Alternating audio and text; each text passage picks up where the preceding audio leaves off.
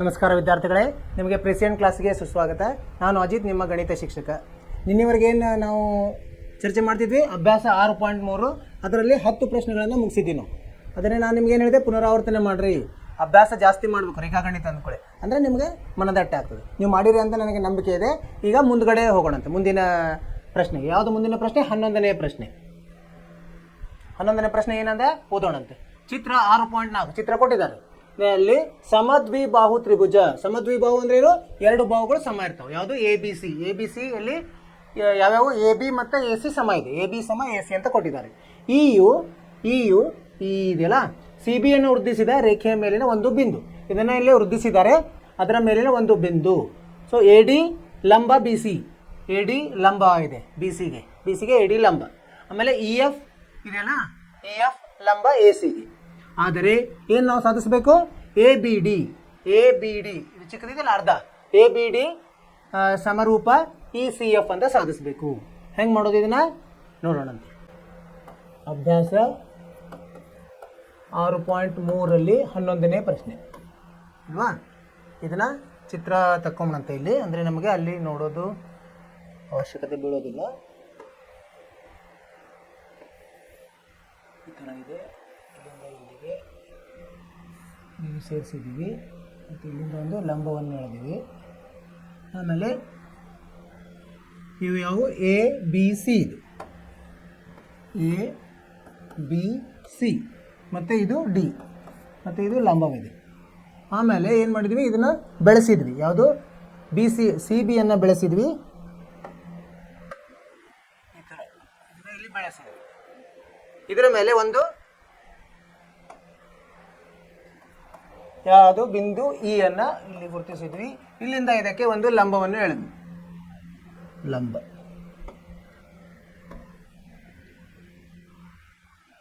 ಇಲ್ಲಿಂದ ಇಲ್ಲಿಗೆ ಒಂದು ಲಂಬ ಈ ಥರ ಬರುತ್ತೆ. ಲಂಬವನ್ನು ಎಳೆದ್ವಿ. ಇದರ ಹೆಸರೇನು? ಎಫ್. ಸರಿನಾ? ಏನೇನು ಕೊಟ್ಟಿದ್ದಾರೆ ಬರ್ಕೊಂಬಂತೆ.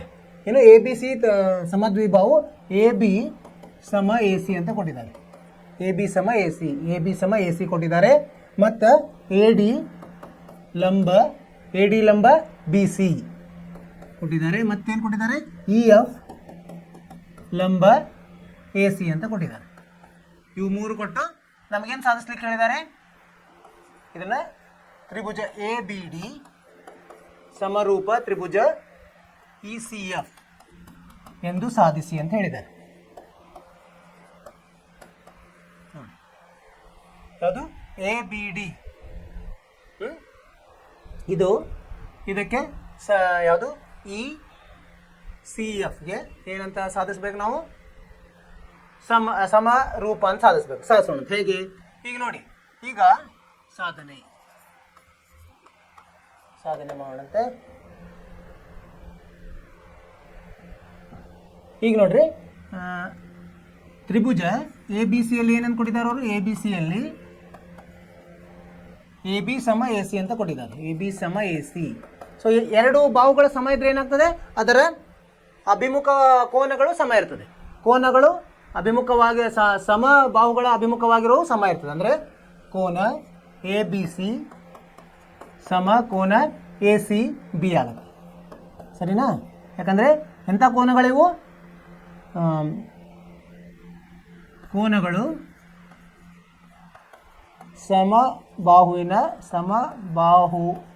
ಬಾಹುಗಳಿಗೆ ಅಭಿಮುಖವಾಗಿವೆ.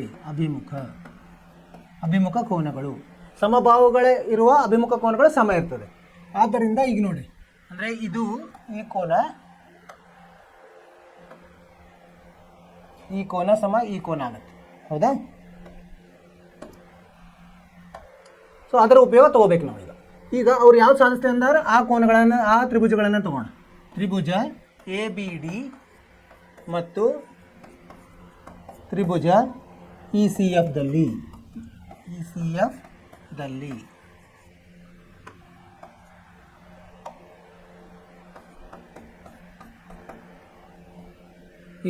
ಏನೇನಿದೆ ತಗೊಂಬಂತ. ಏನಿದೆ ಇಲ್ಲಿ ನೋಡಿ.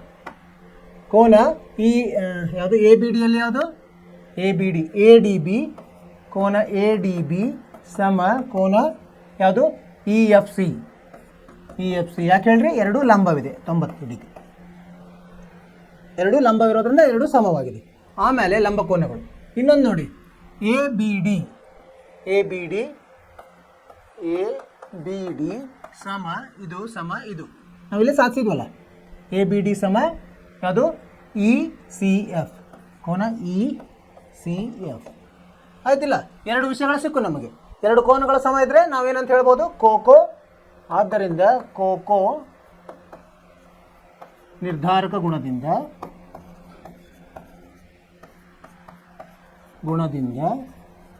ತ್ರಿಭುಜ ABD ಸಮರೂಪ ತ್ರಿಭುಜ ECF ಅಂತ ಹೇಳ್ಬೋದು.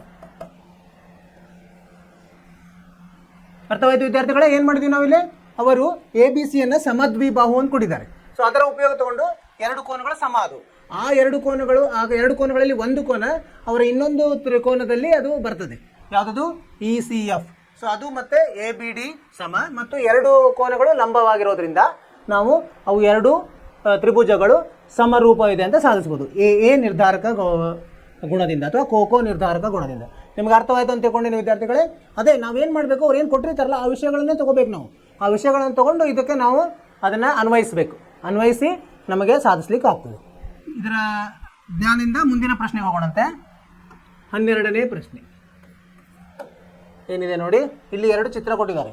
ಚಿತ್ರ 6.41ರಲ್ಲಿ ಇದೆ ನೋಡಿ, ABC ತ್ರಿಭುಜ ABCಯ ಬಾಹುಗಳಾದ ABBC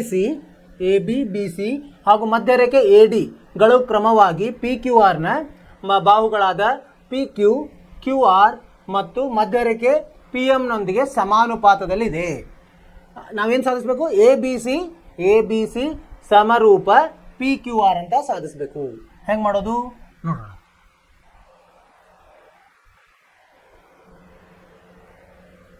ಚಿತ್ರವನ್ನು ಬಿಡಿಸೋಣಂತೆ ಮೊದಲು.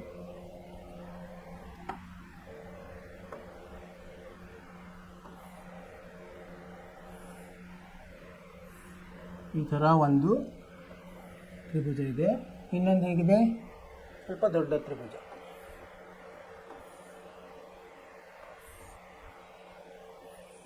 ಈ ಥರ ಇದೆ.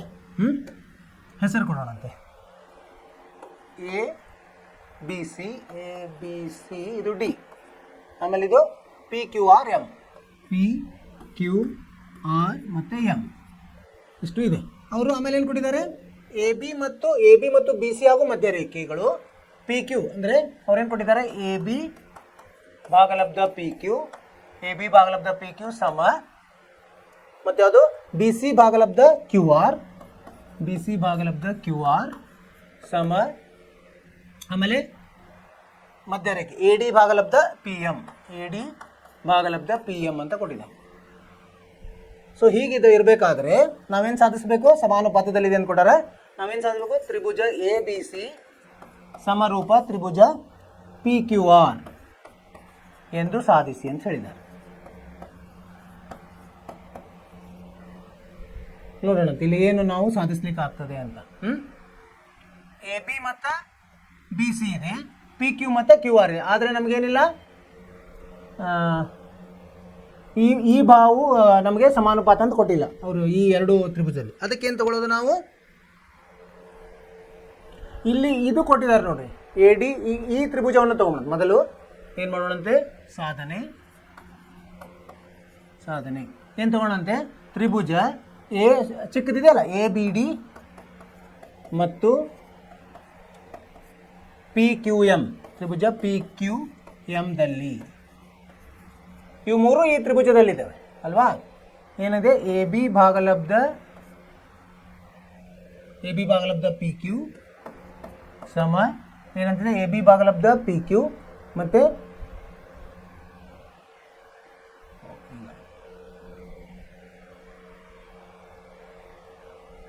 BC ಕೊಟ್ಟಿದ್ದಾರೆ. BC ಅಂದರೆ ಈ ತ್ರಿಭುಜದಲ್ಲಿ ಬರುವುದಿಲ್ಲ. ಈಗ ಇದನ್ನು ತಗೊಳ್ಳೋದು ಬರ್ತಾರೆ.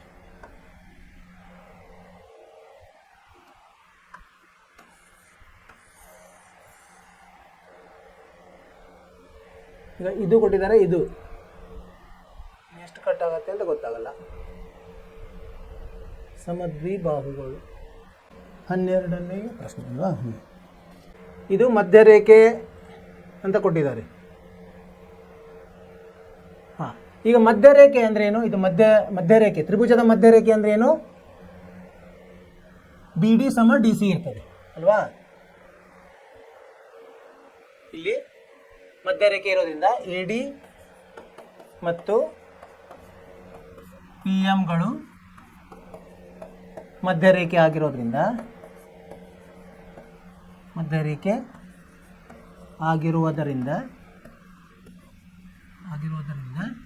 ಬಿ ಡಿ ಸಮ ಡಿ ಸಿ ಇರ್ತದೆ ತ್ರಿಭುಜದ ಮಧ್ಯರೇಖೆ. ಆಮೇಲೆ ಕ್ಯೂ ಎಮ್ ಸಮ ಎಮ್ ಆರ್ ಇರ್ತದೆ. ಹೌದಾ?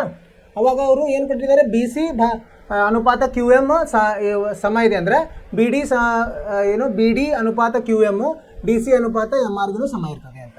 ಆದ್ದರಿಂದ ಬಿ ಡಿ ಅನುಪಾತ ಕ್ಯೂ ಎಮ್ ಇದು ಅನುರೂಪ ಬಾಹುಗಳಾಗ್ತವೆ, ಸಮ ಡಿ ಸಿ ಅನುರೂಪ ಎಮ್ ಆರ್ ಆಗ್ತದೆ. ಅವು ಅನುರೂಪ ಬಾಹುಗಳು. ಈಗ ಇದರ ಉಪಯೋಗ ತಗೊಂಡಂತೆ ಈ ಬಿ ಸಿಯನ್ನು ನಾವೇನು ಮಾಡಿದ್ವಿ? ಛೇದಿಸಿದ್ವಿ. ಬಿ ಸಿ ಅನ್ನು ಛೇದಿಸಿ ಬಿ ಡಿ ಮತ್ತು ಡಿ ಸಿ ಮಾಡಿದ್ವಿ. ಸೊ ಅದರ ಅನುಪಾತಗಳು ಸಮ ಇರ್ತವೆ. ಈಗ ಈ ತ್ರಿಭುಜ ತಗೊಂಡ ತ್ರಿಭುಜ ಎ ಬಿ ಡಿ ಮತ್ತು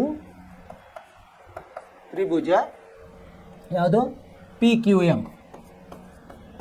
ಎಮ್ದಲ್ಲಿ ಏನೇನಿದೆ? ಇವು ಎರಡು ತಗೊಂಡ ಎ ಬಿ ಮತ್ತು ಪಿ ಕ್ಯೂ ಸಹ ಇದೆ. ಎ ಬಿ ಅನುಪಾತ ಪಿ ಕ್ಯೂ ಸಮ ಈ ಬಿ ಸಿಯನ್ನು ಹೆಂಗೆ ನಾವು ಇದನ್ನು ಮಾಡಿದ್ವಿ? ಬಿ ಡಿ ಮತ್ತು ಕ್ಯೂ ಎಮ್ ತೊಗೊಂಡು ಅದನ್ನು ತೊಗೊಂಡು ಬಿ ಡಿ ಅನುಪಾತ ಕ್ಯೂ ಎಮ್ ಸಮ ಲಂಬಗಳು ಎ ಡಿ ಅನುಪಾತ ಪಿ ಎಮ್. ಸೊ ಈಗ ಮೂರು ಬಾಹುಗಳು ಅನುಪಾತದಲ್ಲಿದ್ದಾರೆ. ಅನುರೂಪ ಬಾಹುಗಳು ಅನುಪಾತ ಸಮ ಇದ್ದಾಗ ಏನಂತ ಹೇಳಬೇಕು? ಬಾ ಅಂದರೆ ಬಾಹು ನಿರ್ಧಾರಕ ಗುಣದಿಂದ ಇವು ಏನಿರ್ತಾವೆ? ಅನುರೂಪ ಇರ್ತವೆ. ಆದ್ದರಿಂದ ತ್ರಿಭುಜ ಎ ಬಿ ಡಿ ಸಮರೂಪ ತ್ರಿಭುಜ ಪಿ ಕ್ಯೂ ಎಮ್ ಇರ್ತವೆ. ಯಾಕೆ? ಇಲ್ಲಿ ಬರಿಬೋದು ಬಾ ನಿರ್ಧಾರಕ ಗುಣದಿಂದ. ಈಗ ಇವು ಏನಾದ್ವು? ಈಗ ಸಮರೂಪ ಆದರೆ ಅದರ ಕೋನಗಳು ಏನಿರ್ತವೆ? ಸಮ ಇರ್ತವೆ, ಅನುರೂಪ ಕೋನಗಳು. ಅದರ ಉಪಯೋಗ ತಗೊಳ್ಳೋದು ಯಾವುದಾದ್ರು? ಕೋನ ಎ ಮುಂದಿನ ಪೇಜ್ನಲ್ಲಿ ಬರೋಣಂತ. ಆದ್ದರಿಂದ ಕೋನ ಎ ಸಮ ಯಾವುದು? ಕೋನ ಇದರಲ್ಲಿದು ಕೋನ ಎ ಅಂದರೆ ಬಿ ಎ ಡಿ ಅಂತ ಬರೆಯೋಣಂತ. ಕೋನ ಬಿ ಎ ಡಿ ಸಮ ಯಾವುದು? ಕೋನ ಕ್ಯೂ ಪಿ ಎಮ್ ಮತ್ತು ಯಾವುದು? ಕೋನ ಎ ಬಿ ಡಿ ಸಮ ಕೋನ ಪಿ ಕ್ಯೂ ಎಮ್. ಇನ್ನೊಂದು ಯಾವುದು? ಕೋನ ಎ ಡಿ ಬಿ ಸಮ ಕೋನ ಪಿ ಎಮ್ ಕ್ಯೂ. ಇವು ಮೂರು ಅನುರೂಪ ಕೋನಗಳಾಗ್ತವೆ. ಆ ತ್ರಿಭುಜದ್ದು ಅನುರೂಪ ಕೋನಗಳು. ಈಗೇನು ಮಾಡೋಣ? ಈಗ ಪೂರ್ತಿ ಇದನ್ನು ತಗೊಂಡಂತೆ ಯಾವುದು? ತ್ರಿಭುಜಗಳನ್ನು. ಆಮೇಲೆ ತ್ರಿಭುಜ ಎ ಬಿ ಸಿ ಮತ್ತು ತ್ರಿಭುಜ ಪಿ ಕ್ಯೂ ಆರ್ದಲ್ಲಿ ಅವರು ಎರಡು ವಿಷಯ ಕೊಟ್ಟಿದ್ದಾರೆ. ಏನು ಕೊಟ್ಟಿದ್ದಾರೆ ಇಲ್ಲಿ? ಎ ಬಿ ಭಾಗಲಬ್ಧ ಪಿ ಕ್ಯೂ ಸಮ ಏನು ಕೊಟ್ಟಿದ್ದಾರೆ ಅವರು? ಬಿ ಸಿ ಭಾಗಲಬ್ಧ ಕ್ಯೂ ಆರ್ ಕೊಟ್ಟಿದ್ದಾರೆ. ಇದು ಒಂದು ವಿಷಯ ಕೊಟ್ಟಿದ್ದಾರೆ. ಆಮೇಲೆ ನಾವೇನು ಸಾಧಿಸಿದ್ವಿ? ಇಲ್ಲಿ ಕೋನ ಇದು ಕೊಟ್ಟಿರೋದು, ಇದು ದತ್ತ. ಇನ್ನೊಂದು ನಾವಿಲ್ಲಿ ಸಾಧಿಸಿದ್ವಿ ಎ ಬಿ ಡಿ ಸಮ ಕೋನ ಪಿ ಕ್ಯೂ ಎಮ್. ಸಮ ಪಿ ಕ್ಯೂ ಎಮ್ ಅಂತ ಅದನ್ನು ನಾವು ಸಾಧಿಸಿದ್ವಿ. ಪಿ ಕ್ಯೂ ಎಮ್ ಅಥವಾ ಪಿ ಕ್ಯೂ ಆರ್ ಅಂದ್ರೂ ಅದೇ ಬರ್ತದೆ ಅಲ್ವಾ? ಅಥವಾ ಇದನ್ನು ಹಿಂಗೂ ಬರಿಬೋದು ಎ ಬಿ ಡಿ, ಅಥವಾ ಇದನ್ನು ಮುಂದೇನು ಬರಿಬೋದು ನಾವು? ಅದು ಮುಂದಿನ ಬೆಳೆಸಿದ ಆಗಿರ್ತದೆ. ಆದ್ದರಿಂದ ಕೋನ ಎ ಬಿ ಸಿ ಸಮ ಕೋನ ಪಿ ಕ್ಯೂ ಆರ್ ಆಗುತ್ತೆ. ಸರಿನಾ? ಸೊ ಈಗೇನಾಯಿತು? ಎರಡು ಬಾಹುಗಳು ಏನಿದ್ದಾವೆ? ಅನುರೂಪ ಬಾಹುಗಳು ಸಮರೂಪ ಅದರ ಅನುಪಾತ ಸಮ ಇದೆ ಮತ್ತು ಅದರ ನಡುವಿನ ಕೋನಗಳು ಸಮ ಇದ್ದಾವೆ. ಅಂದರೆ ನಾವೇನು ಹೇಳಿದ್ವಿ? ಬಾ ಕೋ ಬಾ ನಿರ್ದೇಶಾಂಕ ಗುಣದಿಂದ. ಆದ್ದರಿಂದ ಬಾ ಕೋ ಬಾ ಅಂದರೆ SAS ನಿರ್ಧಾರಕ ಗುಣದಿಂದ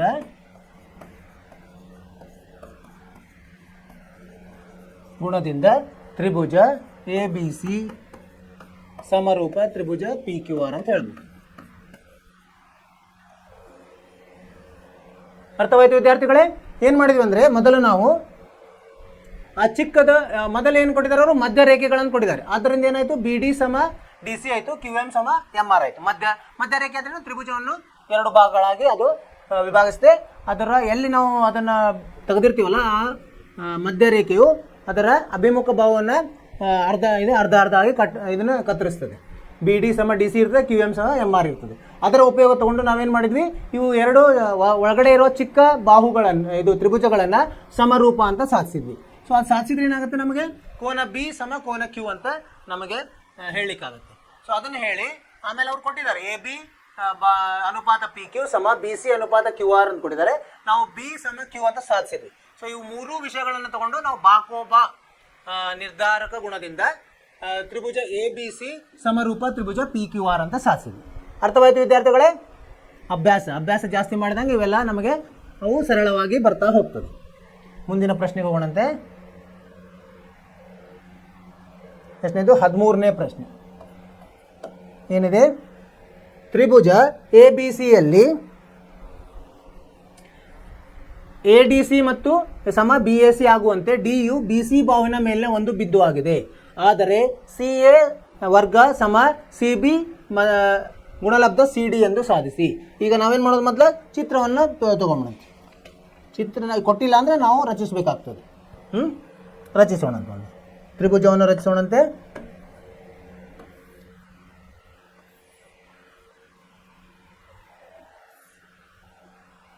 ತ್ರಿಭುಜ ಯಾವುದಿದು, ಎ ಬಿ ಸಿ. ಆಮೇಲೆ ಏನು ಮಾಡ್ಬೇಕು ನಾವು, ಎ ಡಿ ಸಿ ಒಂದು ಡಿ ಎಲ್ಲಿ ಬರಬೇಕು, ಬಿ ಸಿ ಮೇಲಿನ ಬಾಹು ಇಲ್ಲೆಲ್ಲೋ ಡಿ ಇದೆ ಅಂತ ಇದೆ. ಸೊ ಇದನ್ನು ಸೇರಿಸ್ಬೇಕು ನಾವು, ಎದಿಂದ ಡಿಗೆ ಸೇರಿಸಬೇಕು. ಸರಿ. ಆಮೇಲೆ ಏನು ಹೇಳಿದ್ದಾರೆ ಅವರು, ಎ ಡಿ ಸಿ ಸಮ B A C, A D C ಸಮ B A C, B A C ಇದು ಪೂರ್ತಿ ಇದನ್ನು ಹೇಳಿದ್ದಾರೆ. ಆ ಥರ ಒಂದು ರಚನೆ ಏನು ಕೊಟ್ಟಿದ್ದಾರೆ ಬರ್ಕೊಂಬಂತೆ. ಕೋನ ಎ ಡಿ ಸಿ ಸಮ ಕೋನ ಬಿ ಎ ಸಿ ಅಂತ ಕೊಟ್ಟಿದ್ದಾರೆ. ಒಂದು ಬಿಂದು ಆಯಿತು. ನಾವೇನು ಸಾಧಿಸ್ಬೇಕೀಗ, ಸಿ ಎ ವರ್ಗ ಸಮ ಸಿ ಬಿ ಗುಂಡ್ಲೆ ಸಿ ಡಿ ಅಂತ ಸಾಧಿಸಬೇಕು. ಸಾಧನೆ. ಈಗ ಸಿ ಎ ಎಲ್ಲಿದೆ, ಸಿ ಎ ಇದು ಇದೆ, ಸಿ ಬಿ ಎಲ್ಲಿದೆ ಇದು, ಆಮೇಲೆ ಸಿ ಡಿ ಎಲ್ಲಿದೆ, ಸಿ ಡಿ. ಸೊ ಅದರ ತಕ್ಕಂಗೆ ನಾವು 2 ತ್ರಿಭುಜಗಳನ್ನು ತಗೋಬೇಕಾಗ್ತದೆ. ಸೊ ಈಗ ಸಿ ಎ ಭಾಗಲಬ್ಧ ಸಿ ಬಿ, ಸಿ ಎ ಭಾಗಲಬ್ಧ ಸಿ ಡಿ, ತ್ರಿಭುಜ ಎ ಬಿ ಸಿ ಮತ್ತು ತ್ರಿಭುಜ ಎ ಸಿ ಡಿ ತಗೊಳ್ಬೇಕು.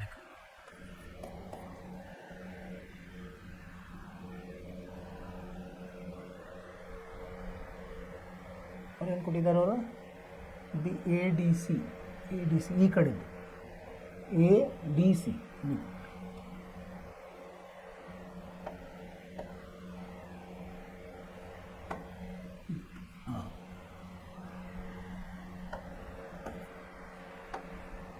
A D C, A B C ಮತ್ತು ಎ ಡಿ ಸಿಯಲ್ಲಿ ತೊಗೋಬೇಕು ನಾವು. ಎ ಡಿ ಸಿ ತ್ರಿಭುಜದಲ್ಲಿ ಏನು ಕೊಟ್ಟಿದ್ದಾರೆ, ಕೋನ ಎ ಅಂದರೆ ಬಿ ಎ ಸಿ, ಕೋನ ಬಿ ಎ ಸಿ ಸಮ ಏನಂತ ಕೊಟ್ಟಿದ್ದಾರೆ, ಕೋನ ಎ ಡಿ ಸಿ ಅಂತ ಕೊಟ್ಟಿದ್ದಾರೆ. ಬಿ ಎ ಸಿ ಸಮ ಎ ಡಿ ಸಿ ಅಂತ ಕೊಟ್ಟಿದ್ದಾರೆ. ಇನ್ನೊಂದು ಏನಿದೆ ನೋಡಿ, ಇದರಲ್ಲಿ ಈ ಸಿ ಇದೆಯಲ್ಲ ಅದು ಸಾಮಾನ್ಯ ಆಗ್ತದೆ. ಕೋನ ಎ ಸಿ ಡಿ ಸಮ ಕೋನ ಎ ಸಿ ಬಿ ಆಗುತ್ತೆ. ಸರಿನಾ? ಸೊ ಕೋಕೋ ನಿರ್ಧಾರಕ ಗುಣದಿಂದ ಏನಾಯ್ತು, ಈಗ ಈ ತ್ರಿಭುಜಗಳು ತ್ರಿಭುಜ ಎ ಬಿ ಸಿ ಸಮರೂಪ ತ್ರಿಭುಜ ಎ ಡಿ ಸಿ ಆಗ್ತದೆ ಅಲ್ವಾ? ಯಾಕಂದರೆ 2 ಕೋನಗಳು ಸಮ ಇದ್ದರೆ ಅದು ಏನಾಗುತ್ತೆ, ಕೋಕೋ ನಿರ್ಧಾರಕ ಗುಣದಿಂದ ಅವೆರಡು ಸಮರೂಪ ಆಗ್ತದೆ. ಸಮರೂಪ ಆದಮೇಲೆ ಮುಂದೆ ಏನು ಮಾಡೋ, ಆದ್ದರಿಂದ ಈಗ ಏನು ತೊಗೋಬೋದು ನಾವು, ಅದರ ಅನುರೂಪ ಭಾವಗಳ ಅನುಪಾತ ಯಾವುದು, ಸಿ ಎ ಭಾಗಲಬ್ಧ ಸಿ ಬಿ. ಸಿ ಎ ಯಾವುದಿದೆ, ಸಿ ಎ ಭಾಗಲಬ್ಧ, ಈಗ ಇದ್ರ ಕೋನದ ಈ ತ್ರಿಭುಜದಲ್ಲಿ ಸಿ ಎ ಭಾಗಲಬ್ಧ CA ಭಾಗಲಬ್ಧ CB ಸಮ ಇದೇನಾಗುತ್ತೆ CA ಎಲ್ಲಿದೆ ಪಕ್ಕಕ್ಕಿದೆ. ಸೊ ಇದರ ಪಕ್ಕಕ್ಕಿರೋದು CD ಭಾಗಲಬ್ಧ ಇದರ ಅಭಿಮುಖವಾಗಿ CA ಇದೆ ಅಲ್ವಾ. CA ಎಲ್ಲಿದೆ ಈ ತ್ರಿಭುಜದಲ್ಲಿ ABC ಯಲ್ಲಿ CA ಆ ಕೋನದ ಪಕ್ಕದಲ್ಲಿದೆ. ಅದು CB ಯಾವುದಿದೆ ಅದರ ಅಭಿಮುಖವಾಗಿರು. ಅದೇ ಥರ ಈ ಕೋನದಲ್ಲಿ ತಗೋಬೇಕು. ಮೊದಲು ಅದರ ಪಕ್ಕದ್ದು CD ಅದರ ಅಭಿಮುಖವಾಗಿರೋದು CA. ಇದನ್ನು ನಾವು ಪರಸ್ಪರ ಇದನ್ನು CAನ ಆ ಕಡೆ ತೊಗೊಂಡು ಹೋದ್ರೆ ಏನಾಗುತ್ತೆ CA ಗುಣಲಬ್ಧ CA ಆಗುತ್ತೆ, CB ಗುಣಲಬ್ಧ CD ಆಗುತ್ತೆ. ಇದು ಏನಾಯಿತು CA ವರ್ಗ ಸಮ CB ಗುಣಲಬ್ಧ CD ಆಯಿತು. ಸಾಧನೆ ಆಯಿತು. ಅರ್ಥವಾಯಿತು ವಿದ್ಯಾರ್ಥಿಗಳು? ಏನು ಮಾಡಿದ್ವಿ, ಅವರು ಕೊಟ್ಟಿರೋ ವಿಷಯಗಳಿಂದ ತ್ರಿಭುಜವನ್ನು ರಚಿಸಿದ್ವಿ. ಅವರು ಎರಡು ತ್ರಿಭುಜಗಳಲ್ಲಿ ಒಂದೊಂದು ಕೋನಗಳು ಸಮವಿದೆ ಅಂತ ಕೊಟ್ಟಿದ್ದಾರೆ. ಆಮೇಲೆ ಒಂದು ಕೋನವು ಅದರಲ್ಲಿ ಸಾಮಾನ್ಯವಾಗಿದೆ. ಸೊ ಇವೆರಡು ವಿಷಯಗಳ ಆಧಾರದ ಮೇಲೆ ನಾವೇನಂದ್ವಿ, ತ್ರಿಭುಜ ABC ಸಮರೂಪ ತ್ರಿಭುಜ ADC ಚಿಕ್ಕದು. ಸೊ ತ್ರಿಭುಜಗಳು ಸಮರೂಪ ಆದಮೇಲೆ ಅದರ ಅನುರೂಪ ಬಾಹುಗಳು ಹೆಂಗಿರ್ತವೆ, ಸಮಾನುಪಾತದಲ್ಲಿ ಇರ್ತವೆ. ಅದ್ಯಾವುದು ABCಯಲ್ಲಿ CA ಭಾಗಲಬ್ಧ CB, ಇದು ADCಯಲ್ಲಿ CD ಅನುಪಾತ CA, ಅವೆರಡು ಒಂದೇ ಇರ್ತದೆ. ಸೊ ಅದನ್ನು ನಾವು ಹೊಂದಾಣಿಕೆ ಮಾಡಿಕೊಂಡ್ವಿ. ಹೊಂದಾಣಿಕೆ ಮಾಡಿದ್ರೆ CA ಅನ್ನು ಬಲಗಡೆಯಿಂದ ಎಡಗಡೆ ತೊಗೊಂಡು ಹೋದರೆ ಅದು ಗುಣಲಬ್ಧ ಆಯಿತು. CA ಗುಣಲೆ CA ವರ್ಗ ಆಯಿತು. CB ಎಡಗಡೆಯಿಂದ ಬಲಗಡೆ ತೊಗೊಂಡು ಹೋದರೆ ಅದು ಗುಣಲಬ್ಧ ಆಯಿತು. CB ಗುಣಲೆ CD ಆಯಿತು. ಅದನ್ನು ಅವ್ರು ಸಾಧಿಸ್ಲಿಕ್ಕೆ ಹೇಳಿದ್ರೆ ಸಾಧಿಸಿದ್ವಿ. ಅರ್ಥವಾಯಿತು ವಿದ್ಯಾರ್ಥಿಗಳೇ? ಜಾಸ್ತಿ ಪುನರಾವರ್ತನೆ ಮಾಡಬೇಕು. ಪುನರಾವರ್ತನೆ ಮಾಡಿದಂಗೆ ಇಂಥ ವಿಷಯಗಳು ಬರ್ಲಿಕ್ಕೆ ಹೋಗ್ತವೆ, ನಮಗೆ ಕಾಣಿಸ್ತಾವೆ. ಅದರಲ್ಲಿ ನಮಗೆ ಉಪಯೋಗ ಇರುವಂಥ ವಸ್ತುಗಳು ಕಾಣಿಸುತ್ತೆ. ಇಲ್ಲಾಂದ್ರೆ ನಮಗೆಲ್ಲನೂ ಹೊಸದ ಕಣ್ಣಂಗೆ ಕಾಣಿಸುತ್ತೆ. ನೀವು ಪುನರಾವರ್ತನೆ ಮಾಡಿರಿ, ನಿಮಗೆ ಸರಳವಾಗಿ ಇವು ಬಿಡಿಸ್ಲಿಕ್ಕೆ ಬರ್ತದೆ. 13 ಆಯಿತು. ಮುಂದೆ ಹೋಗೋಣಂತೆ 14ನೇ ಪ್ರಶ್ನೆ. 14ನೇ ಪ್ರಶ್ನೆ ಏನಿದೆ, ತ್ರಿಭುಜ ABCಯ ಬಾಹುಗಳಾದ AB ಮತ್ತು ACಗಳು ಮಧ್ಯರೇಖೆ ADಯು ಕ್ರಮವಾಗಿ PQRನ ಬಾಹುಗಳಾದ PQ ಮತ್ತು PR. ಇದು ಪ್ರಶ್ನೆ ಇದು 12 ಮಾಡಿದ್ದಲ್ಲ ಅದೇ ಥರ ಇದೆ ನೋಡಿ. 12 ಇದು ಒಂದೇ ಇದೆ. ಇದಿದೆ ನೋಡಿ, ABCಯ ಬಾಹುಗಳಾದ AB ಮತ್ತು ACಗಳು, ಇಲ್ಲಿ BC ಅಂತ ಕೊಟ್ಟಿದೆ. AB ಮತ್ತು ACಗಳು, ABC AC ಸ್ವಲ್ಪ ಬದಲಿ ಇದೆಯಲ್ಲ. ಮೊದಲು ಎರಡು ತ್ರಿಭುಜಗಳನ್ನು ರಚಿಸೋಣ.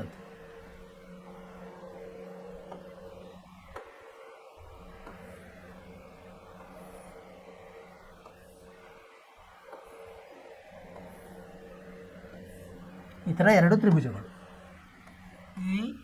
ABC ಮತ್ತು ABC ಮತ್ತು ಇನ್ನೊಂದು ಯಾವುದು PQR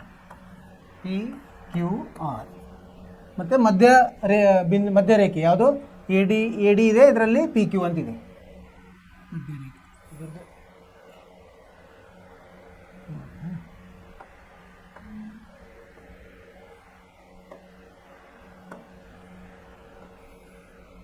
ಇದರ ಮಧ್ಯರೇಖೆ, ಇದರದ್ದು ಒಂದು ಮಧ್ಯರೇಖೆ. ಇದು AD ಮತ್ತು ಇದು PM ಅಲ್ವಾ, AD ಮಧ್ಯರೇಖೆ PM. ಹಾಂ, ಈಗೇನು ಕೊಟ್ಟಿದ್ದಾರೆ ನೋಡೋಣಂತೆ. AB ಮತ್ತು ACಗಳು ಮಧ್ಯರೇಖೆ ಮತ್ತು ADಯು ಕ್ರಮವಾಗಿ PQRನ AB ಭಾಗಲಬ್ಧ PQ ಕೊಟ್ಟಿರೋದು ಬರೆಯೋಣ. AB ಭಾಗಲಬ್ಧ PQ ಅಂದರೆ ಇದು ಭಾಗಲಬ್ಧ ಇದು ಸಮ AC ಭಾಗಲಬ್ಧ PR. AC ಭಾಗಲಬ್ಧ PR ಯಾವುದು, AC ಭಾಗಲಬ್ಧ PR ಇದು ಸಮ ಯಾವುದನ್ನು ಕೊಟ್ಟಿದ್ದಾರೆ ಅವರು, ಮಧ್ಯರೇಖೆ AD ಭಾಗಲಬ್ಧ PM ಅಂತ ಕೊಟ್ಟಿದ್ದಾರೆ. PM ಅಂತ ಕೊಟ್ಟಿದ್ದಾರೆ. ನಾವೇನು ಸಾಧಿಸಬೇಕು, ತ್ರಿಭುಜ ABC ಸಮರೂಪ ತ್ರಿಭುಜ PQR ಅಂತ ಸಾಧಿಸ್ಬೇಕು. PQR ಅಂತ ಸಾಧಿಸಿ. ಇದು ನಾವು 12ನೇ ಪ್ರಶ್ನೆ ಮಾಡಿದ್ರೆ ಅದರಂತೆ ಇದೆ, ಸ್ವಲ್ಪ ಬದಲಿ ಇದೆ. ಸಾಧನೆ ಹೆಂಗೆ ಮಾಡೋದು ನೋಡೋಣಂತೆ. ಸಾಧನೆ ಈಗ ಮಧ್ಯರೇಖೆ ಅಂತ ಕೊಟ್ಟಿದ್ದಾರಲ್ಲ, AD ಮತ್ತು PMಗಳು ಮಧ್ಯರೇಖೆಗಳು. AD ಮತ್ತು PMಗಳು ತ್ರಿಭುಜದ ಮಧ್ಯರೇಖೆಗಳು. ತ್ರಿಭುಜದ ಮಧ್ಯರೇಖೆಗಳು ಕೊಟ್ಟಿದ್ದಾರೆ. ಸೊ ಆದ್ದರಿಂದ ಏನಾಗ್ತದೆ, BD ಸಮ DC ಆಗ್ತದೆ ಮತ್ತು QM ಸಮ MR ಆಗ್ತದೆ. ಹೌದಿಲ್ಲ? ಮಧ್ಯರೇಖೆ ಅಂದ್ರೆ ಏನು, ಎದುರಿನ ಬಾಹುವನ್ನು ಸಮವಾಗಿ ಅದು ಛೇದಿಸ್ತದೆ ಅಂತ. ಈಗ ನಾವೇನು ಮಾಡೋಣ, ಈಗ ಎ ಬಿ ಭಾಗಲಬ್ಧ ಪಿ ಕ್ಯೂ ಇಲ್ಲ ಆಯ್ತು,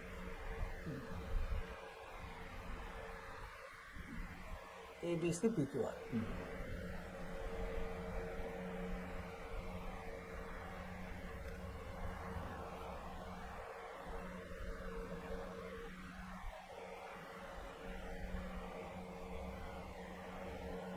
ಈ ತ್ರಿಭುಜವನ್ನು ತಗೊಂಡು ತ್ರಿಭುಜ ಎ ಬಿ ಡಿ ಮತ್ತು ತ್ರಿಭುಜ ಪಿ ಕ್ಯೂ ಎಮ್ದಲ್ಲಿ ಏನೇನು ಕೊಟ್ಟಿದ್ದಾರೆ ಅವರು, ಇದರಲ್ಲಿ ಇದು ಮತ್ತು ಆ ಕಡೆ ಕೊಟ್ಟಿದ್ದಾರೆ, ಅದನ್ನು ತಗೊಂಡು ಪಿ ಕ್ಯೂ ಎಮ್ ಬೇಡ, ಪಿ ಆರ್ ಎಮ್ ತಗೊಂಡು ಪಿ ಆರ್ ಎಮ್ ಇದು ತಗೊಂಡು ಅವಾಗ ಏನು ಕೊಟ್ಟಿದ್ದಾರೆ, ಎ ಬಿ ಭಾಗಲಬ್ಧ ಸರಿ ಇತ್ತು, ಇದೇ ಕೊಟ್ಟಿದ್ದಾರಲ್ಲ, ಎ ಬಿ ಮತ್ತು P Q, A C P R ಸರಿಯಾಗಿದೆ. ಇದೇ ತಗೊಳ್ಳೋದು ಒಳ್ಳೆಯದು.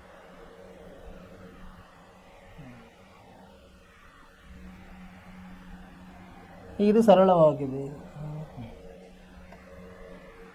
ಪಿ ಆರ್ ಎಮ್ ಬೇಡ, ಇದು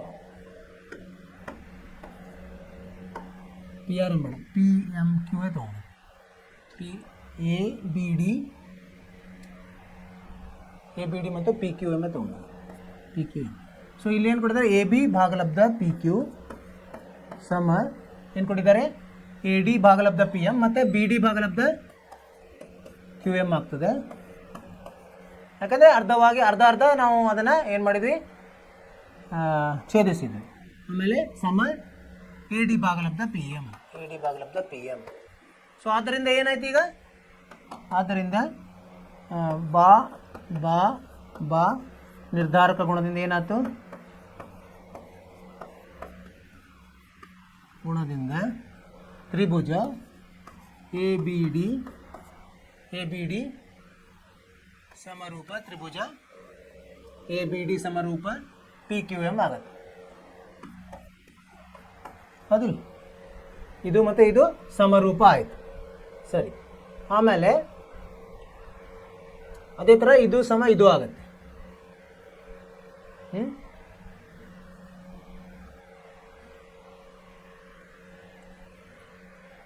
ಈಗ ನಮಗೆ ಒಂದು ಕೋನ ಬೇಕಂದ್ರೆ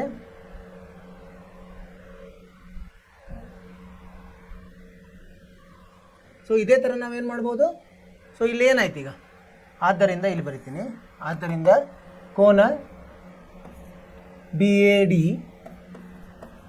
ಡಿ ಸಮ ಕ್ಯೂ ಪಿ ಎಮ್ ಅನುರೂಪ ಕೋನಗಳು. ಕೋನ ಇನ್ನೊಂದು ಯಾವುದು, ಎ ಬಿ ಡಿ ಸಮ ಕೋನ ಪಿ ಕ್ಯೂ ಎಮ್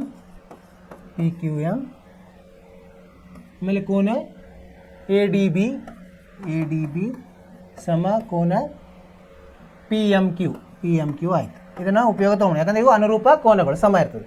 ಅದೇ ಥರ ನಾವೇನು ಮಾಡ್ಬೋದು, ಮುಂದಿನ ಪೇಜ್ನಲ್ಲಿ ಹಾಕೋಣ, ಏನು ಎ ಡಿ ಸಿ ಸಮರೂಪ ಪಿ ಎಮ್ ಆರ್ ಅಂತ ಮಾಡ್ಬೋದು. ಇದೇ ಥರ ಯಾವುದು ಈ ಕಡೆದು ಎ ಸಿ ಡಿ ಸಮರೂಪ P R M, A C D ಸಮರೂಪ ಪಿ ಆರ್ ಎಮ್ ಅಂತ ಮಾಡ್ಬೋದು. ತ್ರಿಭುಜ. ಸೊ ಅದರಿಂದ ಅದರ ಅನುರೂಪ ಕೋನಗಳು ಏನೇನಾಗ್ತದೆ ನೋಡೋಣಂತೆ. ಸೊ ಇದರಲ್ಲಿ ಅನುರೂಪ ಕೋನಗಳು ಯಾವುವು, ಡಿ ಎ ಸಿ ಸಮ ಎಂ ಪಿ ಆರ್. ಆದ್ದರಿಂದ ಕೋನ ಡಿ ಎ ಸಿ ಸಮ ಕೋನ ಎಂ ಪಿ ಆರ್. ಹೌದಿಲ್ಲ, ಡಿ ಎ ಸಿ ಸಮ ಎಂ ಪಿ ಆರ್ ಆಯಿತು. ಈಗ ಇದಕ್ಕೆ ಒಂದು ಇದನ್ನು ಕೊಡೋಣಂತೆ, ಏನು ಇದು 2 ಅಂತ ನೋಡೋಣಂತೆ. ಇನ್ನೊಂದು ಇಲ್ಲಿ ನೋಡಿ, ಇದೊಂದು ಸಾಧಿಸಿದ್ವಲ್ಲ ನಾವು, ಯಾವುದು ಬಿ ಎ ಡಿ, ಇಲ್ಲಿ ಬಿ ಎ ಡಿ ಸಮ ಕ್ಯೂ ಪಿ ಎಮ್, ಇದಕ್ಕೆ 1 ನೋಡೋಣ. ಸೊ ಇದು 1 ಮತ್ತು 2 ಕೂಡಿಸೋಣಂತೆ. ಈಗ 1 ಸಂಕಲನ 2 ಮಾಡಿದ್ರೆ ಏನು ಬರ್ತದೆ ನೋಡಿ. ಕೋನಗಳನ್ನು ಕೂಡಿಸೋದು ಅಂದರೆ BAD ಸಂಕಲನ DAC, ಕೋನ BAD ಸಂಕಲನ ಕೋನ DAC ಸಮ ಏನಾಗುತ್ತೆ QPM, ಕೋನ QPM ಸಂಕಲನ ಕೋನ MPR ಆಗುತ್ತೆ. BAD ಮತ್ತು DAC ಸೇರಿಸಿದ್ರೆ ಏನು ಬರ್ತದೆ? BAD ಮತ್ತು DAC ಸೇರಿಸಿದ್ರೆ BAC ಬರ್ತದೆ. ಅಂದರೆ ಇದಂದ್ರೇನು ಕೋನ BAC. ಇದು ಅಂದ್ರೇನು ಕೋನ QPM ಮತ್ತು ಇದು ಏನು QPM ಮತ್ತು MPR ಅಂದ್ರೆ ಏನು QMR ಅದಿಲ್ಲ ಇಲ್ಲ QPR ಆಗುತ್ತೆ QPR. ಸೊ ಈಗೇನಾಯಿತು? ಆದ್ದರಿಂದ ಒಂದು ಕೋನ ಸಮ ಆಯಿತು. ಈಗ ಈ ತ್ರಿಭುಜಗಳನ್ನು ತೊಗೊಂಡ್ಬಂತೆ ಯಾವ್ಯಾವು? ತ್ರಿಭುಜ BAC ಮತ್ತು QPR ಅಥವಾ ABC ಮತ್ತು PQR ಅಂತ ತೊಗೊಂಡು ತ್ರಿಭುಜ ABC ಮತ್ತು ತ್ರಿಭುಜ QPR ದಲ್ಲಿ ಏನು ಕೊಟ್ಟಿದ್ದಾರೆ ಅವರು? 2 ಬಾಹುಗಳು ಇದು ಇದ್ದಾವೆ. AB ಭಾಗಲಬ್ಧ PQ, AB ಭಾಗಲಬ್ಧ PQ ಸಮ ಇನ್ನೊಂದೇನು AC ಭಾಗಲಬ್ಧ PR, AC ಭಾಗಲಬ್ಧ PR ಅಂತಿದೆ. ಮತ್ತು ಇದು ಒಂದಿದೆ ನೋಡಿ, ಇದೊಂದು ಸಾಧಿಸಿದಲ್ಲ ಸಾಧನೆ. ಏನು ಸಾಧಿಸಿದ್ವಿ? ಕೋನ BAC ಸಮ ಕೋನ QPR ಅಂತ ಒಂದು ಸಾಧನೆ ಮಾಡಿದ್ವಿ. ಸೊ ಆದ್ದರಿಂದ ಬಾ ನಿರ್ಧಾರಕ ಗುಣದಿಂದ ಇವೆರಡು ತ್ರಿಭುಜಗಳು, ತ್ರಿಭುಜ ABC ಸಮರೂಪ ತ್ರಿಭುಜ QPR ಆಗುತ್ತೆ. ಸಾಧನೆ ಆಯಿತು ಅವ್ರು ಹೇಳಿದಂಗೆ. ಹೆಂಗೆ ಮಾಡಿದ್ವಿ ನೋಡೋಣ ಈಗ ಮತ್ತೊಮ್ಮೆ. ಮೊದಲು ಅವರು 2 ತ್ರಿಭುಜಗಳನ್ನು ಕೊಟ್ಟಿದ್ದಾರೆ. ಅವರು ಚಿತ್ರವನ್ನು ಕೊಟ್ಟಿಲ್ಲ, ನಾವು ಚಿತ್ರವನ್ನು ರಚಿಸ್ಕೋಬೇಕು. ಚಿತ್ರವನ್ನು ರಚಿಸಿ ಅಲ್ಲಿ ಏನು ಕೊಟ್ಟಿದ್ದಾರೆ? AB ಅನುಪಾತ PQ ಮತ್ತು ಸಮ AC ಅನುಪಾತ PR ಮತ್ತು AD ಅನುಪಾತ PM ಅಂತ ಕೊಟ್ಟಿದ್ದಾರೆ. ಈಗ ನಮಗೆ 2 ತ್ರಿಭುಜಗಳನ್ನು ಏನಂತ ಹೇಳಿದ್ದಾರೆ ಅವರು? ಅವನ್ನ ಸಮರೂಪ ಮಾಡ್ರಿ ಅಂತ ಹೇಳಿದ್ದಾರೆ. 2 ತ್ರಿಭುಜಗಳ ಅನುರೂಪ ಮಾಡ್ಲಿಕ್ಕೆ ಏನು ಬೇಕು ನಮಗೆ? ಬಾಹುಗಳು 3 ಬಾಹುಗಳ ಅನುಪಾತ ಬೇಕು. ಇಲ್ಲಿ 2 ಬಾಹುಗಳ ಅನುಪಾತ ಕೊಟ್ಟು ಇನ್ನೊಂದು ಮಧ್ಯರೇಖೆ ಕೊಟ್ಟಾರೆ. ಅದನ್ನ ನೇರವಾಗಿ ತಗೊಳ್ಳಿಕ್ಕೆ ಬರೋಂಗಿಲ್ಲ. ಅದರ ಸಹಾಯದಿಂದ ನಾವೇನು ಮಾಡಬೇಕು? ಒಂದು ಕೋನವನ್ನು ಸಮ ಮಾಡಬೇಕು. ಅವು ಏನು 2 ಪಕ್ಕದಲ್ಲಿರೋ ಬಾಹುಗಳಿದಾವಲ್ಲ ಅದರ ನಡುವಿನ ಕೋನವು ಸಮ ಅಂತ ಮಾಡಬೇಕು. ಅದನ್ನೇನು ಮಾಡಿದ್ವಿ ನಾವು? ಅದರ ಒಳಗಡೆಯನ್ನು 2 ತ್ರಿಭುಜಗಳನ್ನು ತಗೊಂಡ್ವಿ ನಾವು. ಅಲ್ಲಿ ಏನು ಇದು ಮಧ್ಯರೇಖೆಯನ್ನು ಕೊಟ್ಟಿರೋದ್ರಿಂದ BD ಸಮ DC ಆಗುತ್ತೆ, QM ಸಮ MR ಆಗುತ್ತೆ. ಸೊ ಅದರ ಅನುಪಾತಗಳು ಸಮ ಇರ್ತವೆ. ಸೊ ಅದರ ಉಪಯೋಗ ತಗೊಂಡು ನಾವೇನು ಸಾಧಿಸಿದ್ವಿ? ABD ಸಮರೂಪ PQM ಅಂತ ಸಾಧಿಸಿದ್ವಿ. ಅದರದ್ದು ಮತ್ತೆ ಈ ಕಡೆನೂ ಅದರಂಗೆ ADC ಸಮರೂಪ PMR ಅಂತ ಸಾಧಿಸಿದ್ವಿ. ಇವೆರಡು ಸಮರೂಪ ಇರೋದ್ರಿಂದ 3 ಕೋನಗಳು ಅನುರೂಪ ಕೋನಗಳು ಸಮ ಇರ್ತವೆ. ಸೊ ಅದು ಚಿಕ್ಕ ಚಿಕ್ಕ ಕೋನಗಳ 2 ಕೋನಗಳನ್ನು ಕೂಡಿಸಿದಾಗ ದೊಡ್ಡ ತ್ರಿಭುಜದ ಕೋನಗಳು ಬಂದು ಅವು ಸಮ ಅಂತ ಸಾಧಿಸಿದ್ವಿ. ಅದರ ಉಪಯೋಗ ತಗೊಂಡು ಏನು ಮಾಡಿದ್ವಿ ನಾವಿಲ್ಲಿ? 2 ಬಾಹುಗಳು ಸಮಾನುಪಾತದಲ್ಲಿವೆ ಮತ್ತು ಅದರ ನಡುವಿನ ಕೋನಗಳು ಸಮ ಇರೋದ್ರಿಂದ ಆ ತ್ರಿಭುಜಗಳು ದೊಡ್ಡ ತ್ರಿಭುಜಗಳು ಸಮರೂಪವಿದೆ ಅಂತ ಸಾಧನೆ ಮಾಡಿದ್ವಿ. ಅರ್ಥವಾಯ್ತು ಅಂತ ತಿಳ್ಕೊಂಡಿನ ವಿದ್ಯಾರ್ಥಿಗಳೇ? ಅಭ್ಯಾಸ ಜಾಸ್ತಿ ಬೇಕು. ಅದರ ಬಗ್ಗೆ ಗಮನ ಜಾಸ್ತಿ ಆಗ್ತಾ ಆದಂಗೆ ನಮಗೆ ವಿಷಯಗಳು ಬರ್ತಾ ಹೋಗ್ತದೆ. ನೀವು ಏನು ಮಾಡಿ? ಜಾಸ್ತಿ ಪುನರಾವರ್ತನೆ ಮಾಡಿರಿ, ನಿಮಗೆ ಸರಳ ಆಗ್ತದೆ. ಮುಂದಿನ ಪ್ರಶ್ನೆಗೆ ಹೋಗೋಣಂತೆ. 15ನೇ ಪ್ರಶ್ನೆ ಏನಿದೆ? 6 ಮೀಟರ್ ಎತ್ತರದ ನೇರವಾದ ಕಂಬವು ನೆಲದ ಮೇಲೆ 4 ಮೀಟರ್ ಉದ್ದದ ನೆರಳನ್ನು ಉಂಟು ಮಾಡುತ್ತದೆ. ಅದೇ ಸಮಯದಲ್ಲಿ ಒಂದು ಕಟ್ಟಡವು 28 ಮೀಟರ್ ಉದ್ದದ ನೆರಳನ್ನು ಉಂಟು ಮಾಡುತ್ತದೆ. ಹಾಗಾದರೆ ಕಟ್ಟಡ ಎತ್ತರವೇನು? ನೋಡಿ ಇಲ್ಲೇನಿದೆ? ಇವೆಲ್ಲ ಹೆಂಗಾಗ್ತಾವೆ? ಅದೇ ಸಮಯದಲ್ಲಿ ಅಂದರೆ ಸಮರೂಪ ತ್ರಿಭುಜಗಳಂತ ತಗೋಬೇಕು ನಾವು. ಈ ಥರ ತ್ರಿಭುಜಗಳನ್ನು ರಚಿಸೋಣಂತ ನಾವು. ಒಂದು 6 ಮೀಟರ್ ಎತ್ತರದ, ಇಲ್ಲೊಂದು ಚಿಕ್ಕ ಒಂದು ಹೆಂಗಿದೆ 6 ಮೀಟರ್, ಇಲ್ಲಿ 4 ಮೀಟರ್, ಈ ಥರ. ಇನ್ನೊಂದೇನಿದೆ? ಅದೇ ಸಮಯದಲ್ಲಿ ಏನಾಗ್ತಾ ಇದೆ? ನೆರಳು ಕೊಟ್ಟಿದ್ದಾರೆ.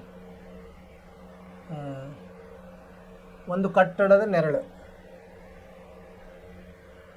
ಇದು 28 ಮೀಟರ್ ಕೊಟ್ಟಿದ್ದಾರೆ. ಇಷ್ಟು ಉದ್ದ ಇರಲಿ. ಈಗಾದರೆ ಇದರ ಎತ್ತರ ಇಷ್ಟು ಎತ್ತರ ಇದೆ.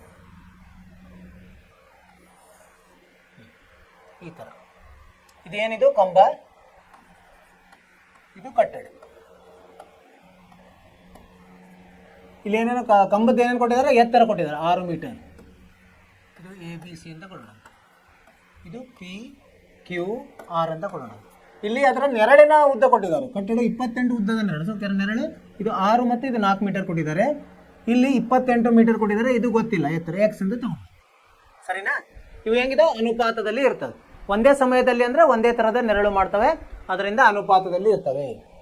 ಈಗ ಪರಿಹಾರ ನಾವೇನು ಮಾಡಬೇಕು, ಎಕ್ಸ್ ಅನ್ನು ಕಂಡುಹಿಡಿಬೇಕು. ಹೆಂಗೆ ಕಂಡುಹಿಡಿತೀವಿ, ಅದರ ಅನುಪಾತವನ್ನು ತಗೊಳ್ಬೇಕು. ಏನು ಅನುರೂಪ ಬಾಹುಗಳ ಅನುಪಾತ ತಗೋಬೇಕು. ಅವು ಸಮ ಇರ್ತದೆ. ಅಂದರೆ 6 ಭಾಗಲಬ್ಧ ಎಕ್ಸ್ ಸಮ 4 ಭಾಗಲಬ್ಧ 28 ಅಂತ ತಗೋಬೇಕು.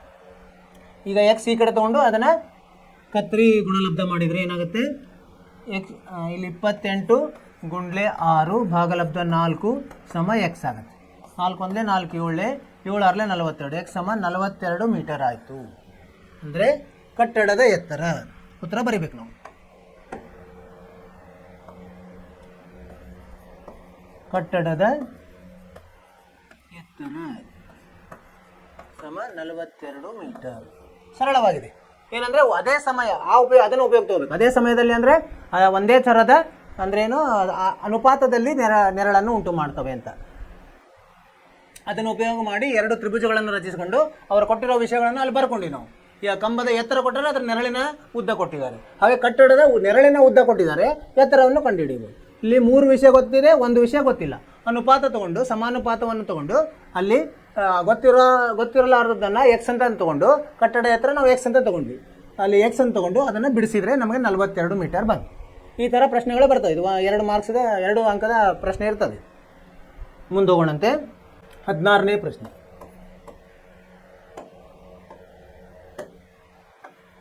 ಏನಂತಿದೆ ಓದೋಣ. ಎ ಡಿ ಮತ್ತು ಪಿ ಎಂಗಳು ಕ್ರಮವಾಗಿ ಎ ಬಿ ಸಿ ಮತ್ತು ಪಿ ಕ್ಯೂ ಆರ್ನ ಮಧ್ಯ ರೇಖೆಗಳಾಗಿದ್ದು ಎ ಬಿ ಸಿ ಸಮರೂಪ ಪಿ ಕ್ಯೂ ಆರ್ ಆದರೆ ಎ ಬಿ ಭಾಗಲಬ್ಧ ಪಿ ಕ್ಯೂ ಸಮ ಎ ಡಿ ಭಾಗಲಬ್ಧ ಪಿ ಎಂ ಎಂದು ಸಾಧಿಸಿ. ಈ ಕೊಟ್ಬಿಟ್ಟಿದ್ದಾರೆ ಅವರು. ಅವು ಏನಿದಾವೆ ಅಂತ, ಎ ಬಿ ಸಿ ಮತ್ತು ಪಿ ಕ್ಯೂ ಆರ್ ಸಮರೂಪ ಇದೆ ಅಂದ್ಕೊಂಡಿದ್ದಾರೆ. ನಾವು ಅದರ ಅನುಪಾತಗಳು ಸಮ ಅಂತ ಮಾಡಬೇಕು. ಅದರ ಏನು ಪ್ರಮೇಯದ ಉಪಯೋಗ ತಗೊಂಡು ಮಾಡೋದು. ಇಲ್ಲೇನು ಮಾಡೋಣಂತೆ, 2 ಚಿತ್ರವನ್ನು ಬಿಡಿಸೋಣಂತೆ. 2 ತ್ರಿಭುಜಗಳ ಚಿತ್ರವನ್ನು ಬಿಡಿಸೋಣಂತೆ.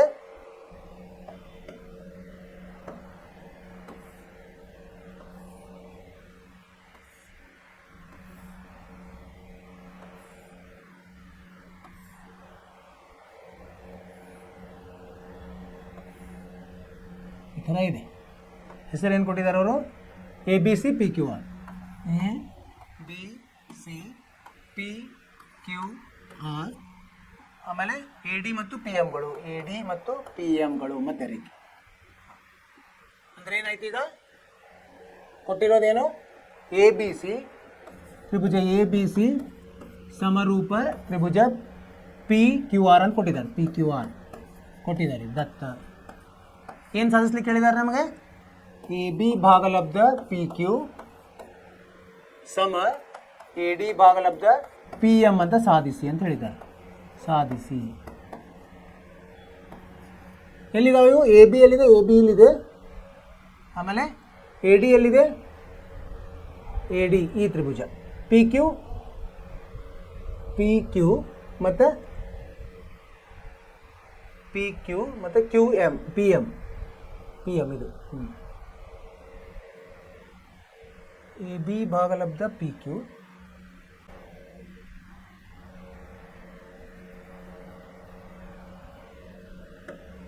ಎ ಬಿ ಭಾಗಲಬ್ಧ ಪಿ ಕ್ಯೂ ಸಮ ಎ ಡಿ ಭಾಗಲಬ್ಧ ಪಿ ಎಂ. ಸೊ ಇವು ಈ ತ್ರಿಭುಜದಲ್ಲಿದೆ, ಸರಿನಾ? ಈಗೇನಾಗತ್ತೆ, ಮೊದಲು ದೊಡ್ಡ ತ್ರಿಭುಜ ಅವ್ರು ಕೊಟ್ಟಿದ್ದಾರಲ್ಲ, ಈಗ ಏನು ಮಾಡೋಣ, ಸಾಧನೆ ನೋಡೋಣ. ಸಾಧನೆ ಹೆಂಗೆ ಮಾಡೋದು, ಈಗ ಎ ಡಿ ಮತ್ತು ಪಿ ಎಂಗಳು ಏನಂತ ಕೊಟ್ಟಿದ್ದಾರೆ ಅವರು, ಎ ಡಿ ಮತ್ತು ಪಿ ಎಂಗಳು ಮಧ್ಯ ರೇಖೆಗಳು ಅಂತ ಕೊಟ್ಟಿದ್ದಾರೆ.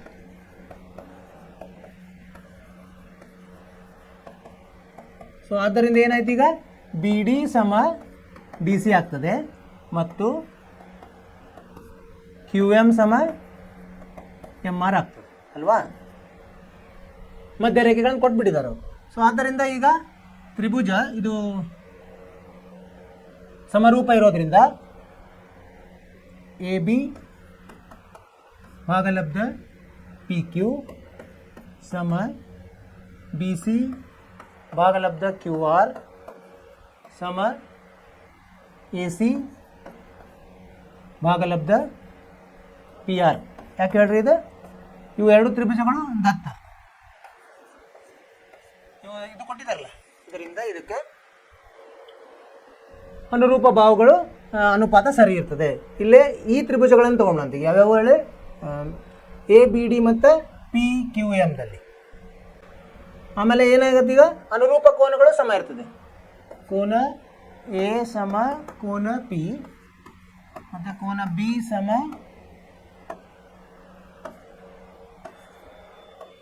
ಕೋನ ಬಿ ಸಮ ಕೋನ ಕ್ಯೂ. ಆಮೇಲೆ ಕೋನ ಸಿ ಸಮ ಕೋನ ಆರ್, ಕೋನ ಸಿ ಸಮ ಕೋನ ಆರ್ ಇರ್ತದೆ. ಈಗ ನಾವು ಎರಡು ವಿಷಯಗಳನ್ನು ತೊಗೋಬೋದು. ಈಗ ಮುಂದೆ ಹೋಗೋಣಂತೆ. ಈಗ ಯಾವ ತ್ರಿಭುಜ ತೊಗೊಂಡಂತೆ, ಇಲ್ಲಿದೆ ಅಲ್ಲ, ಎ ಬಿ ಡಿ ಮತ್ತು ಪಿ ಕ್ಯೂ ಎಮ್ ತ್ರಿಭುಜ ತೊಗೊಂಡಂತೆ. ತ್ರಿಭುಜ ಎ ಬಿ ಡಿ ಮತ್ತು ತ್ರಿಭುಜ ಪಿ ಕ್ಯೂ ಎಮ್ದಲ್ಲಿ ಇದೇನಾಗತ್ತೆ ನೋಡೋಣ. ಎ ಬಿ ಡಿಯಲ್ಲಿ ಎ ಬಿ ಏನಂತ ಕೊಟ್ಟಿದ್ದಾರೆ, ಎ ಬಿ ಅನುಪಾತ ಪಿ ಕ್ಯೂ ಇಲ್ಲಿದೆ ನೋಡಿ. ಎ ಬಿ ಅನುಪಾತ ಪಿ ಕ್ಯೂ, ಎ ಬಿ ಅನುಪಾತ ಪಿ ಕ್ಯೂ ಸಮ ಏನಂತಿದೆ, ಬಿ ಸಿ ಅನುಪಾತ ಕ್ಯೂ ಆರ್ ಇದೆ. ಆದರೆ ಇದೇನಾಯಿತು, ಅರ್ಧ ಅರ್ಧ ಆಯಿತು. ಅದರಿಂದ ಬಿ ಡಿ ಅನುಪಾತ ಕ್ಯೂ ಎಮ್ ಆಗುತ್ತೆ. ಬಿ ಡಿ ಅನುಪಾತ ಕ್ಯೂ ಎಮ್ ಆಗ್ತದೆ. ಮತ್ತು ಕೋನಗಳು, ಯಾವ ಕೋನ, ಕೋನ ಬಿ ಇಸ್ ಈಕ್ವಲ್ ಟು ಕೋನ ಎಮ್, ಕೋನ ಬಿ ಸಮ ಕೋನ ಎಮ್ ಆಗ್ತದೆ. ಆದ್ದರಿಂದ ಏನಾಯ್ತದು, ಬಾ ಕೋ ಬಾ ನಿರ್ಧಾರಕ